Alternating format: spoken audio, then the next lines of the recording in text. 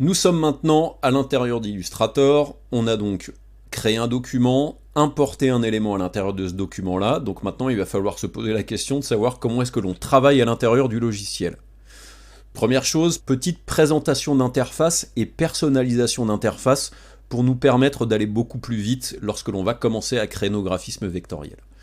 Donc comme dans la plupart des logiciels de graphisme, on a accès ici à plein de menus. Ça va dépendre un petit peu des actions que nous avons à réaliser. Donc on a le menu fichier dans lequel on va retrouver les choses comme nouveau. Donc ça c'est exactement la même chose que lorsque nous étions dans la fenêtre de bienvenue et que nous choisissions créer nouveau. On a ouvrir et vous remarquez qu'il y a un raccourci qui est CTRL O. Donc là ça me permet d'ouvrir un navigateur et d'ouvrir par exemple un document, donc celui-ci, et de faire ouvrir. Mais effectivement, on a vu l'action tout à l'heure. Ensuite, on a fermer, qui va permettre de fermer un élément. C'est exactement la même chose que de venir cliquer sur cette petite croix en haut à droite de l'onglet du document. On a ensuite enregistrer sous ou enregistrer. Donc enregistrer grisé tout simplement parce que pour l'instant on n'a pas fait de modification. Toutes ces choses-là, ça peut être même enregistrer une copie, modèle, enregistrer des tranches, donc ça on n'en parlera pas. Et ensuite on a l'option importer que l'on a déjà vu, l'option exporter que l'on verra un petit peu plus tard, et après encore d'autres choses, notamment imprimer ou quitter le logiciel. Ensuite on a édition, dans lequel on va retrouver une fonction extrêmement importante quand vous faites du graphisme, c'est le retour en arrière. Souvenez-vous du raccourci clavier, c'est CTRL Z. À savoir que rétablir, c'est majuscule CTRL Z. La touche CTRL pour les utilisateurs de Mac, je vous le rappelle, c'est commande. Ensuite on a couper, copier, coller. Vous remarquez qu'il y a des collets avec diverses options. Donc coller devant, derrière, sur place, on verra ça un petit peu plus tard. Il y a effacer, et après d'autres options dont on parlera peut-être plus tard. Ensuite, on a le menu objet dans lequel il y a plein de choses. Tout ce qui va vous permettre d'aligner par exemple des objets les uns avec les autres. Mais notamment ce qui va nous intéresser, c'est un petit peu plus bas, c'est des petites options qui seront utiles pour la transformation de nos graphismes. On a ensuite le menu texte dans lequel il y a plein d'options. Là-dedans, c'est assez rare que je vienne y faire un tour, tout simplement parce que dans l'outil texte que l'on utilisera un petit peu plus tard, il y a tout simplement des fenêtres qui nous permettent d'avoir accès à ces fonctions beaucoup plus rapidement.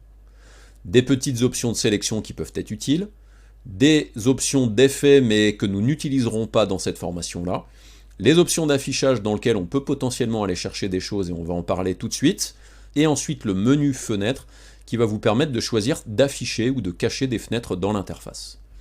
Et ensuite, on a l'aide qui va vous permettre d'avoir accès donc à l'aide, à des tutoriels, à la gestion de votre compte, etc., etc. Et ici, on a des options de disposition. Vous remarquerez qu'ici sur le côté, il y a des mots. C'est tout simplement en fait les configurations spécifiques d'interface et on va en parler tout de suite. Ensuite, ici, nous avons les outils. C'est les outils principaux de la configuration dans laquelle nous sommes. On va y revenir parce qu'on va demander à Illustrator d'afficher beaucoup plus de choses. Ensuite, ici, on a notre fenêtre de travail, que l'on pourrait appeler aussi Canva, dans lequel il y a des petites options qui vont être utiles de connaître concernant la manière de se déplacer à l'intérieur, zoomer, dézoomer, etc., etc. On y viendra dans la leçon suivante. Et ensuite, sur le côté ici, on a des panneaux sur lesquels on va pouvoir intervenir. Donc là, je vais cliquer sur Annuler pour qu'on reparte de notre base. Et donc là-dedans, on a des configurations vraiment très basiques d'interface, mais on va tout de suite changer la configuration d'interface. Et donc ça, c'est quelque chose que vous allez trouver dans Fenêtre, Espace de travail. Et en fait, ce que vous allez faire, c'est que vous allez aller sur les indispensables classiques. Et là, ça va vous permettre d'avoir accès à quasiment toutes les fenêtres dans l'interface, à la barre des options qui est présente ici, et à tous les outils qui sont disponibles dans Illustrator. Maintenant, nous, on n'a pas forcément besoin de la totalité des informations de cette interface-là, donc ce que l'on va faire, c'est que on va se personnaliser un petit peu notre interface. C'est assez simple, l'interface, vous remarquerez qu'il y a des petites options, il y a des petites flèches ici qui vont vous permettre d'agrandir des panneaux, et vous remarquerez ici que l'on a ces options-là ici aussi, donc là je peux agrandir et rétrécir, et pareil pour celle-ci. Quand les fenêtres sont rétrécies, vous avez ici ces espèces de petits pointillés, quand vous allez cliquer gauche, et que vous allez maintenir, cliquer et déplacer, ça va vous permettre tout simplement de sortir l'interface et de rendre en fait ces onglets flottants. Donc ça c'est assez pratique. Ensuite, si vous voulez agrandir les fenêtres, il vous suffit de faire ça. Et ensuite, si par exemple vous estimez que cette fenêtre ne vous sert à rien, vous pouvez la fermer en cliquant ici. Donc là, je vais développer cette fenêtre. Ça, c'est la fenêtre de couleur, et cette fenêtre va m'être utile. Par contre, le guide de couleur derrière ne me sert à rien. Donc en fait, je vais faire un clic gauche, et je vais faire un clic gauche et cliquer glisser, et la virer, en cliquant ici sur la croix. Et maintenant, je vais venir ici, et je vais venir la disposer ici sur le côté. Et regardez, une fois qu'on a le trait en surbrillance ici sur le côté, ça va me permettre de venir mettre cette fenêtre de couleur sur le côté. Ensuite, je vais agrandir cette fenêtre-là. Donc là-dedans, j'ai nuancier, forme, symbole, ça ne me sert à rien, donc je ferme cette fenêtre. Je vais développer cette fenêtre-là. Là, ici, j'ai contour, dégradé, transparence. Cette fenêtre est extrêmement utile, donc je vais la disposer ici. Donc regardez, cliquer, maintenir, cliquer, glisser. Et je viens ici.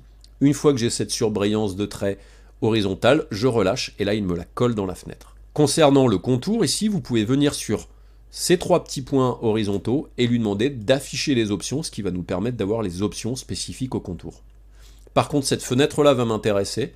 Donc là, je développe effectivement. Cette fenêtre de calque, je vais la garder et je vais la disposer en dessous ici. Donc pareil, clic gauche, maintenu, cliquer, glisser et je déplace.